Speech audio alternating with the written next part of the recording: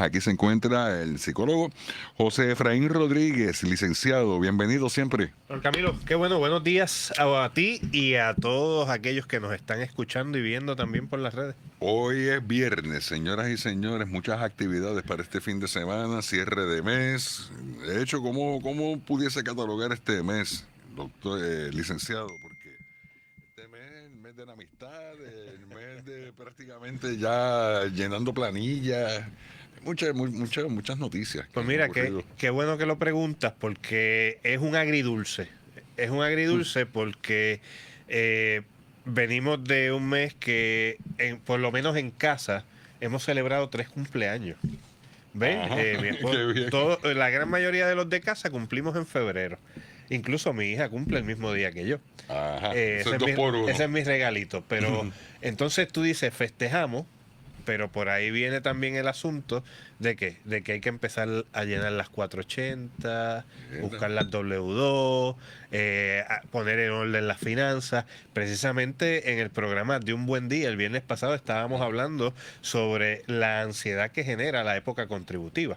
Así que por ahí tenemos a un Puerto Rico que ahora está estirando el peso y viendo cómo arregla sus finanzas para poder cumplir ¿verdad? Con las contribuciones. Un análisis que de hecho dimos parte de aquí en la mañana de hoy, no ha subido el sueldo familiar eh, desde hace más de 10 años. Eso es muy significativo porque aumenta la calidad de vida, perdón, los precios aumentan, pero no así, aumenta entonces el ingreso y es una situación que se está analizando. Bueno, aparte de ello, eso pudiese ser un factor estresante que provoque lo que vamos a estar analizando hoy sobre la violencia social. Eh, Eso es uno de los puntos que puede exacerbar los ánimos de las personas.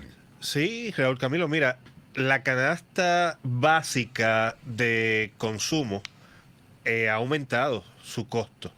Entonces, artículos de primera necesidad tal vez ya digamos que acaparan el presupuesto. Entonces, los lujos, digamos, porque digamos que ya ir al cine, ya tal vez dar una salida a un restaurante o hacer otras cosas, pues conlleva un poco de más esfuerzo económico y las personas empiezan a cortar, digamos, en el presupuesto, están tal vez un poquito más enfocadas en lo que son las prioridades del hogar y no hay ese espacio para esparcimiento. Eso es número uno. Si todo es trabajo y entonces no tenemos cómo disfrutar de lo que hemos trabajado, hay frustración. Disculpe, licenciado, sobre este particular me gustaría abundar. Sé que hay muchos puntos Sí, que usted quiere traer y tenemos el tiempo para sí, sí, analizarlo sí. con calma, pero la situación del esparcimiento, de la distracción, ¿cuán importante es? Hay muchos que dicen que es un gasto, hay otros que dicen que es una inversión. ¿Cómo ustedes lo catalogan en el ambiente psicológico del individuo que necesita ese refresco mental, despejarse, ir a alguna actividad social o familiar o lo que fuera, pero que ese momento de ocio sea utilizado para ese mismo propósito, para despejarse la mente? Pues mira, nosotros le llamamos un ocio programado. Un ocio programado. La palabra de por sí, que el viernes pasado hablábamos del significado de las palabras, Ujú. a veces uno escucha ocio y dice, eres un vago. Eso, exacto, eso Eres mismo. un quedado, estás procrastinando. No, eso son cosas completamente distintas. El ser un holgazán y el procrastinar es, digamos, dilatar lo que son las prioridades y las responsabilidades.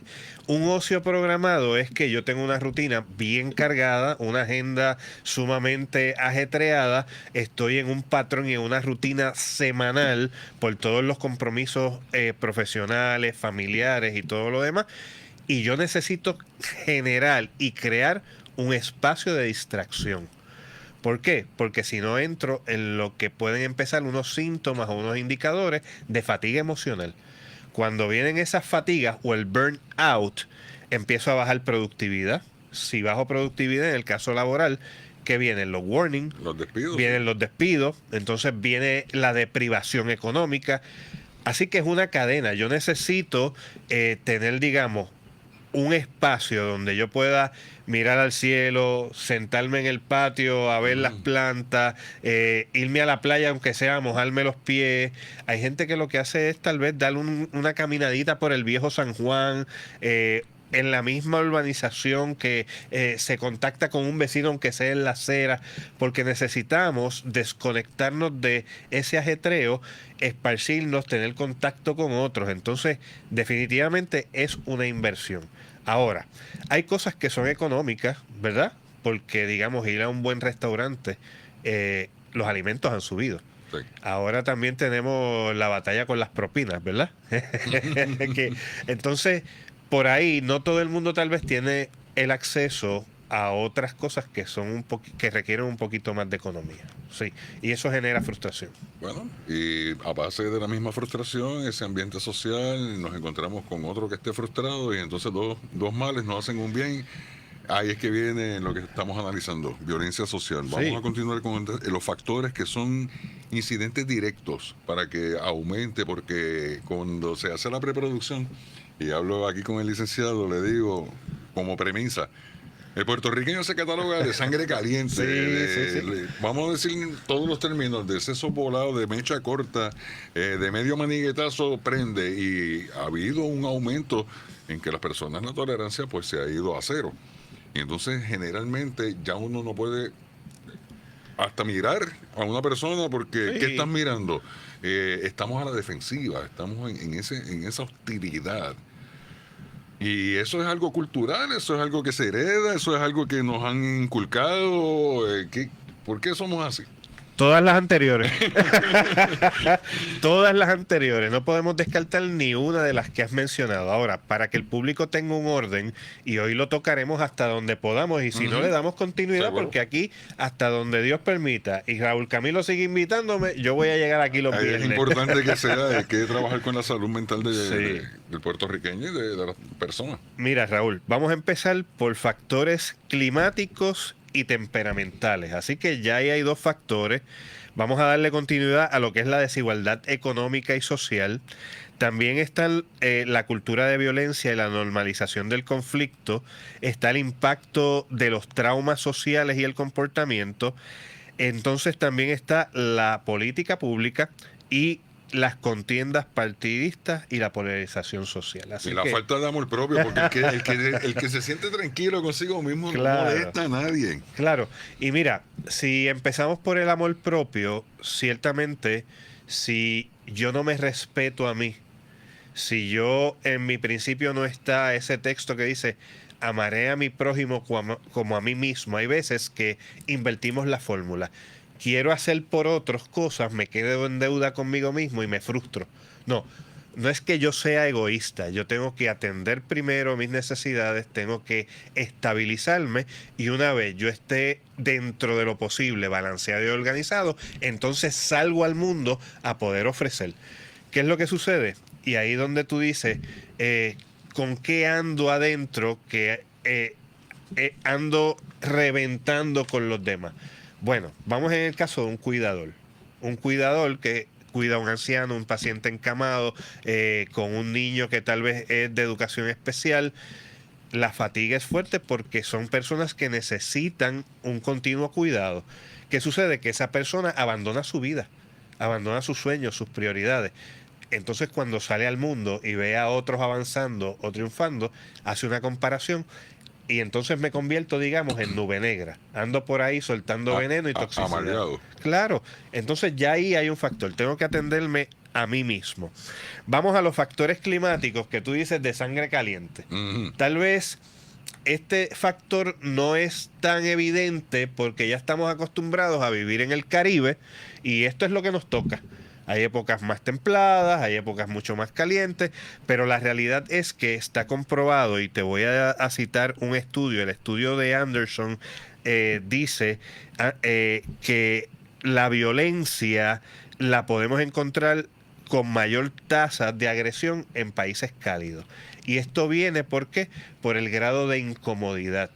Incluso sube la presión arterial. Si la presión arterial sube, mi sistema límbico se pone en modo de defensa. Ajá, y entonces el cambio climático. Bueno, por Está- ahí, entonces tú tienes un reportaje de que la capa de ozono, que entonces se están derritiendo los glaciales, que las costas están erosionando, que el clima entonces se vuelve un poquito loco y tú justificas ese tipo de condiciones también, pues por las noticias que escuchas y por el ambiente que estás experimentando. Definitivamente. ¿Qué tú piensas? Y el ambiente del factor del calor. Pues entonces todos los que estamos en el trópico estamos Tenemos una predisposición. al ánimo entonces exacerbado. Sí, y tal vez gente que trabaja en oficina no lo experimenta tanto, pero aquellos que son obreros, aquellos que trabajan en el campo, En la calle. aquellos que trabajan en la construcción, aquellos que están en la calle en los tapones, aunque tengan el airecito del carro, o sea, se genera un estado de incomodidad que posteriormente el cúmulo lo que me va a llevar es a reaccionar. Ahí está también los estados temperamentales. Ya eso es de personalidad. Ujú. Ahorita tú citabas mecha corta, allá en Bayamón dice que disparo de la baqueta, ¿verdad? Entonces, en el barrio Buen Consejo, donde yo me crié, era que era de cascos volados. ¿Ves? Entonces, ¿qué es lo que sucede? Yo tengo que entender cuáles son mis actitudes. ¿Por qué? Porque puede ser que yo tenga un carácter un poquito más impulsivo. Puede ser que eso me haga un poquito menos tolerante. Por lo tanto, ante las situaciones, lo que voy es a sentir y actuar. Y no media el análisis, no media la razón, y ahí hay una interferencia. La inmadurez entonces emocional en ese caso. Muy bien traído. Si yo no conozco mis emociones, si yo no sé cómo tramitarlas, voy a tener reacciones y conductas que me van a llevar a la violencia. Hay un aspecto que sé que usted lo trae muy organizado, punto por punto, ya usted lo expresó, pero rompiendo un poquito el esquema. Sí, Cuando hablamos del amor propio, muchas personas no se valoran, no conocen tan siquiera prácticamente a qué se refiere con ese particular, por lo cual no le dan importancia o delegan en otras instituciones o en otras facultades el que le inculquen ese amor propio, me explico, en la religión, en la escuela, en el área de trabajo o la opinión de otras personas, asunto que es muy delicado. Porque estar pendiente a lo que opinen los demás de uno sin uno tener claro quién uno es, eso es fatal, porque puede ser muy susceptible a las críticas y eso tomarlo entonces no positivo, sino como se acabó el mundo. sí, mira, Raúl, aquí entonces estamos hablando de un factor que es de estima, de valor propio. Tú hablas de las instituciones, por ejemplo, hablaste de la escuela. En la escuela hubo una campaña en las escuelas públicas, ¿verdad? Y en algunas otras instituciones educativas hubo una campaña muy grande de valores. Pero ese es a nivel educativo. El nivel educativo es para formar gente, para darle información a la gente y eso sea referencia para yo comportarme en el mundo. Vamos a la parte que tú dices de las iglesias, instituciones de base de fe, espiritualidad, religiosas, como quieras llamarle. Allá son valores, digamos, de la moral. La moral, que eso forma parte de mis pilares. Cómo yo me comporto en sociedad, cómo yo me comporto con mi comunidad y con el vecino y con el que tengo al lado. Por lo tanto, eso es parte de mi formación. ¿Qué es la formación? La información que yo voy adquiriendo con el tiempo, la asimilo. Posteriormente hago una reflexión de cuáles de esos valores y principios yo quiero adquirir y los quiero aplicar en el mundo. Ahora, a lo que tú dices, ¿qué es lo que pasa cuando ya yo dependo de todas esas instituciones, incluyendo, ahora vengo a un factor de las personas? La validación. Claro, la validación. Entonces, estoy dependiendo emocionalmente de que otro me refuerce. Ahí podemos tener factores de apegos mal manejados, vínculos tóxicos, codependencia. Y tú dices, ¿y cuál es la raíz? La raíz viene del ambiente y la crianza. ¿Qué pasó en ese hogar? ¿Cómo se manifestó la relación entre padre e hijos? ¿Hubo algún tipo de abandono? hubo algún tipo de maltrato, algún tipo de negligencia o cadencia, o por el contrario, hubo demasiado amor, sobreprotección, se me dio todo, no tuve que esforzarme.